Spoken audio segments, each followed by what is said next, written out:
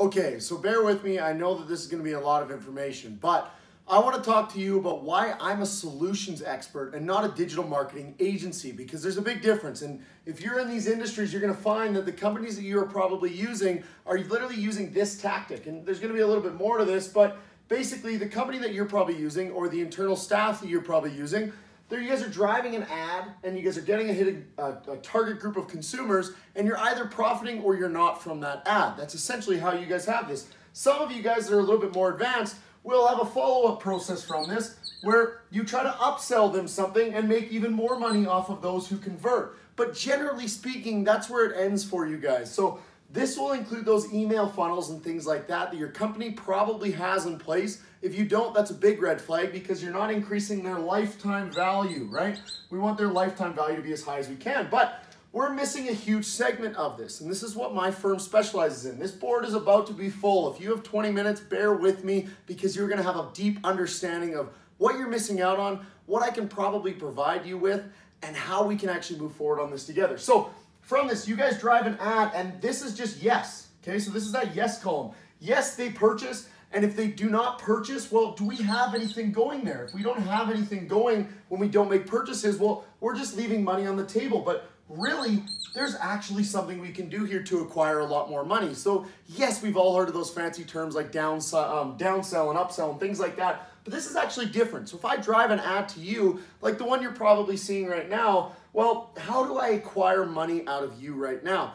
I can sell things here like ad space. I can do a ton of cool things. That's the worst one. Ad space is literally the lowest on that chain in my opinion, but I can also sell this lead to someone else. So if you're in an industry where there's leads that are driven from everything, well, I can sell this lead to someone else, and I can actually get a little bit, not as much, but I can get a little bit of my investment back. So I can still make profits off a lot of these guys that say no to my ads and don't purchase from me. So this is the thing though. These ads right here are very, very, very expensive, okay? Keep that in mind.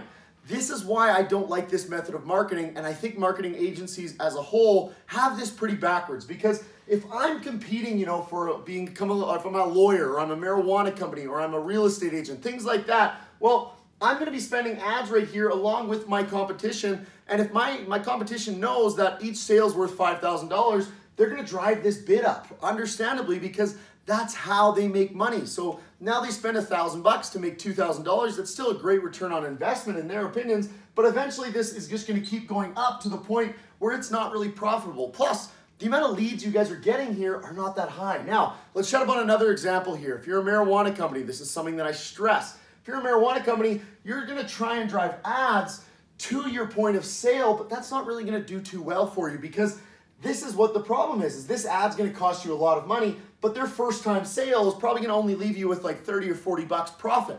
So if you spent 200 bucks, you got to make sure that you did a good enough job getting them to your store and that they're going to come back and be happy. But that's generally going to be pretty hard. So where my team comes into play is we actually kind of ignore this whole column. We're not a big fan of this. This isn't something that interests us as driving these ads. Of course we do it, but that's not our main lead gen, and I want to show you why. Well, instead, I look at strategies of how can I get a consumer in before this, and I want to put them into this, what I call it's a lead pool. I want to get them into this lead pool and skip this and get them there for a lot cheaper. Now, I know this sounds too good to be true. I get it, okay? But again, hear me out. This board is about to be full. I'll even put like a snippet in this video at some point so you guys can see what it looks like at the end. So I get them into this lead pool and I get them there. How do I get them into this lead pool? I have a thing called a content strategy, okay?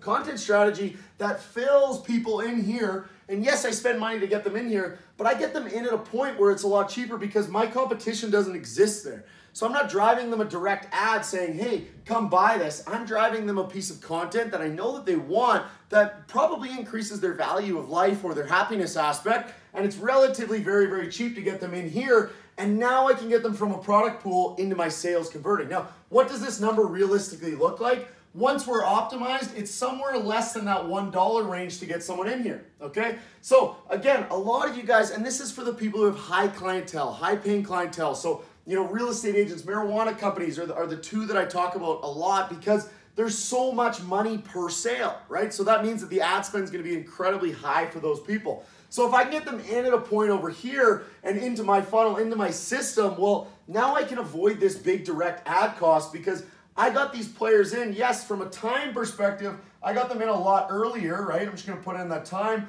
I got them in at almost team equals 0. So this is before they even considered maybe going or looking for these services. So yes, I'm going to have a fall off rate to my lead pool where they're not all going to get in there. But again, if 20% of them make it in, well, that's a lot cheaper than competing for this ad space. So think about that and know, is your marketing company right now doing that, or are you guys doing that? So that's one big aspect to this. Now, I want to chat a little bit more in detail about all of these aspects, okay? So I just put these in here because I'm a big funnel guy, I'm a big visual guy.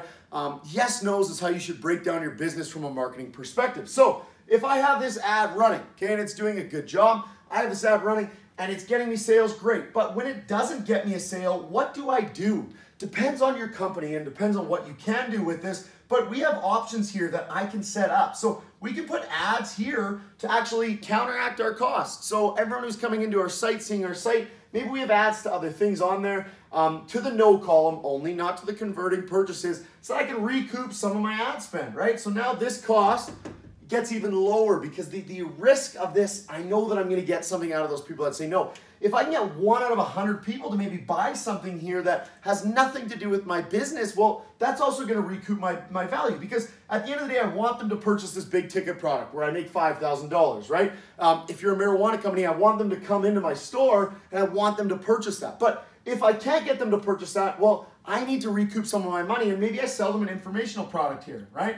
And this is a completely different funnel because I don't want to have this on my site because that's going to downsell myself, undervalue, undercut myself. So I need to get these people from here to here. And how I do this costs me $0 because I use all of the information that we acquired in this stage of the funnel to reach out to these people through various messages like text and email and chatbots and things like that. So this doesn't even cost me money to make these pitches to these people that are not going to be my customers anyways. So there's these huge spaces here where we need to start to recoup some of our money. And this is what marketing firms don't care about, because at the end of the day, if I'm a marketing firm, all I care about is, can I get you an ad that makes you money and you're going to be happy with me?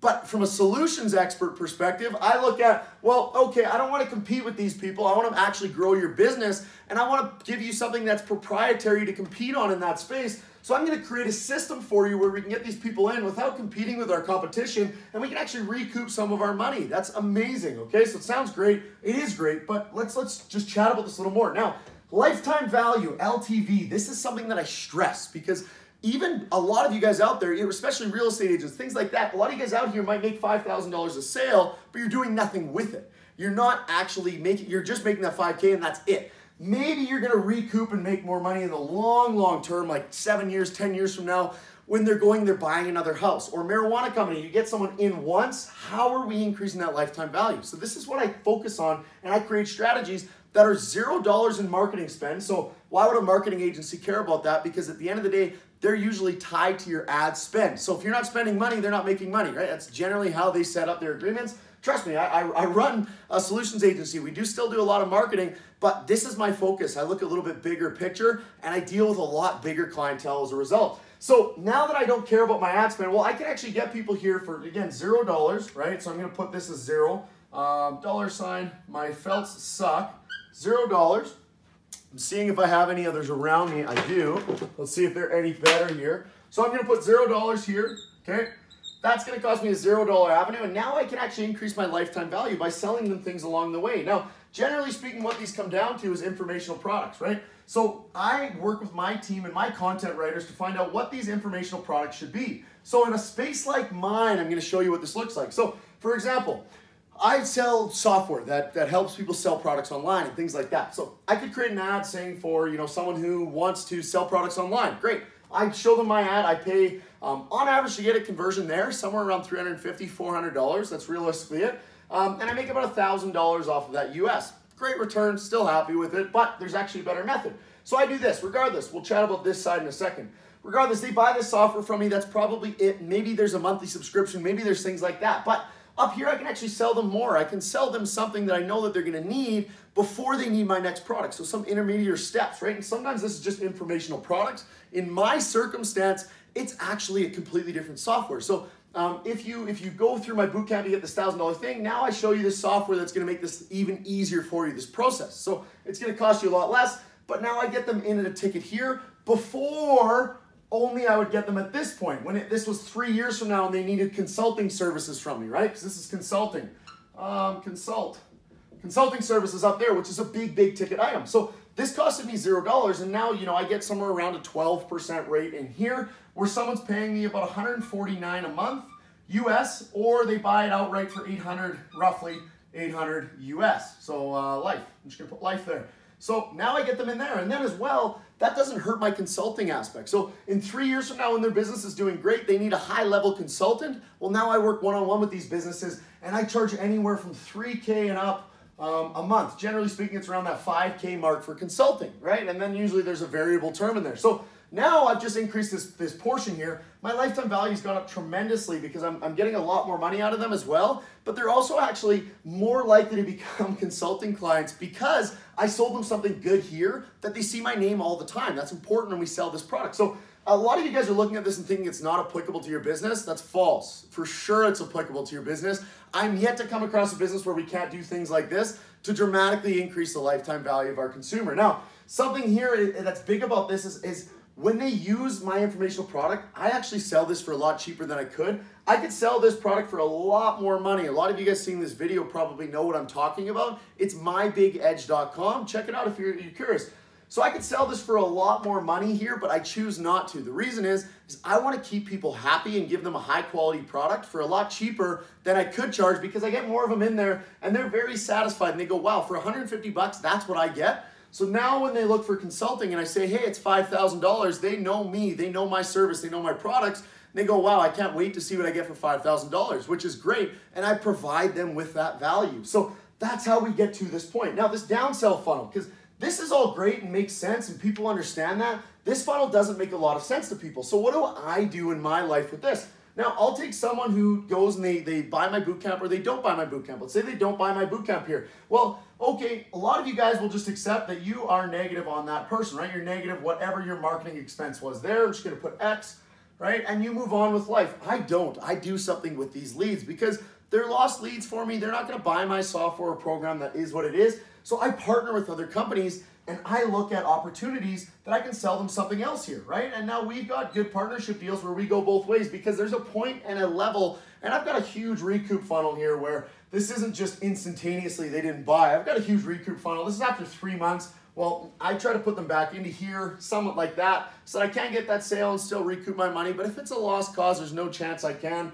Well, then I look at my partner opportunities, which I help people find partner opportunities, which I help people find, and now they can still make some money off of these leads. And all of a sudden, this doesn't become a negative value. This actually becomes quite the positive value. And at the end of the day, this funnel, this aspect of this funnel here down, just pays for this. This is all that it's doing. Is all that I care about is now my ad spend is essentially free. So what's limiting me from scaling? Because now I can downsell things and I can really get people back in this funnel and I can increase my risk financially because I know if I put in $1,000, 900 of that's going to get recouped. My other 100 is going to go towards more profits. So great, that's awesome to see. So this is basically what the difference is between me, between my company and a marketing agency. Marketing agencies are tied to ad spend. Okay, think about that. If I'm tied to ad spend, what's my incentive to set up any of these other things? Because I know that if I get you a return off your marketing dollar, you're going to be happy with me. That's all I care about at the end of the day. Now, I get that service when you go with it, you're going to pay less money. You're asking for your business to not expand. But if you get people on there that are looking for solutions like this, that aren't necessarily tied to ad spend, of course there's still that factor, but they're not necessarily tied to ad spend, what's the point of them just driving up conversions by doing this?